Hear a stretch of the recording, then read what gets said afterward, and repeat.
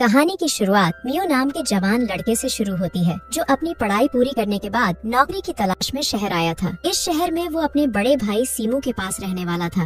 आखिरकार वो अपने भाई के घर पहुंच ही जाता है। यहाँ घर की नौकरानी मरीसा दरवाजा खोलती है और फिर उसे बताती है कि ओवरटाइम करने की वजह से सीमू अभी तक सो रहा है। जल्दी ही उन दोनों की आवाज सुनकर सीमू जाग गया। अब वो पहले अपने छोटे भाई का स्वागत करता है। मरीसा उन दोनों के लिए नाश्ता तैयार करती है। सीमू उसे अपनी लवर सोनिया के बारे में बताता है, जो आजकल उसी के साथ रह रही थी। दोनों भाई अभी बातें कर ही रहे थे कि तभी सीमू की शर्ट पहनकर सोनिया उनके पास आती है और मियो से मिलती है। सीमू धमाके करना चाहता था, जबकि सोनिया मना कर रही थी। लेकिन जैसे ही सीमू ने उंगली का कमाल दिखाना शुरू किया तो सोनिया खुद पर काबू नहीं रख पाती। अगले दिन सीमू अपने भाई को बाहर खाना खिलाने लेकर आता है। सीमू उसे बताता है कि मैं कुछ ही दिनों में तुम्हारी नौकरी का इंतजाम कर दूंगा, तब तक तुम शहर घूम सकते हो। कुछ देर बाद जब मियो घर वापस आता है तो उसकी नजर अपनी कमसिन पड़ोसन लिविया पर पड़ती है। लिविया घर का राशन खरीद कर लाई थी। मियो का तो पहली ही नजर में लिविया पर दिल आ गया। लिविया राशन के साथ साथ एक इंजेक्शन भी खरीद कर लाई थी, जिसे लेकर वो अपने बेडरूम में आ जाती है। शॉन के घर आते ही लिविया उसे खाना खाने को कहती है, लेकिन शॉन तो किसी और चीज का भूखा था। वो आते ही लिविया पर जानवरों की तरह टूट पड़ा, जबकि लिविया चुपचाप उसका साथ दे रही थी। शॉन का जोश देखकर ऐसा लग रहा था कि जैसे वो कई सालों बाद गुफा का स्वाद चख रहा हो। अगली सुबह मियो घर के बाहर खड़ा मरीसा का इंतजार कर रहा था। जल्दी ही मरीसा आ भी जाती है और मियो से मिलकर अंदर चली जाती है। अब जैसे ही मियो अंदर जाने लगा तो उसकी नजर एक बार फिर लिविया पर पड़ती है, जो अपने घर के बाहर खड़ी किसी लड़के को पैसे दे रही थी। ये वही पैसे थे जो कल रात उसने शॉन से मांगे थे।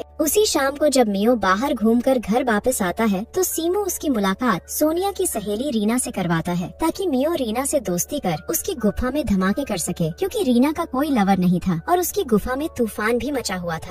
अब एक कमरे में मियो रीना की गुफा के मजे ले रहा था और एक में सीमू सोनिया के साथ लगा हुआ था। दूसरी तरफ शॉन अपने घर खाना खा रहा था। वो जब लिविया से पैसों के बारे में पूछता है तो लिविया बताती है कि मैं घर नहीं जाना चाहती थी, इसलिए मैंने मेरे भाई को बुलाकर उसे पैसे दे दिए। खाना खाने के बाद शॉन लिविया की गुफा में धमाके भी करता है। अगली सुबह शॉन किसी जरूरी काम से एक हफ्ते के लिए दूसरे देश चला जाता है। कुछ देर बाद लिविया अपने घर के बाहर खड़ी फोन पर बात कर रही थी और उधर मियो भी फोन पर लगा हुआ था। आज पहली बार दोनों ने एक दूसरे को ध्यान से देखा था। रात को मियो अपने घर में था, तभी मरीसा उसे बताती है कि लिविया के घर की लाइट खराब हो गई है और उसे मदद की जरूरत है। मियो तो पहले ही ऐसे मौके की तलाश में था, इसलिए वो खुशी खुशी उसकी मदद करता है। लाइट ठीक होने के बाद लिविया कॉफी पिलाकर मियो का धन्यवाद करती है और साथ ही उसका नंबर भी ले लेती है, ताकि जरूरत पड़ने पर वो उसे फोन कर सके।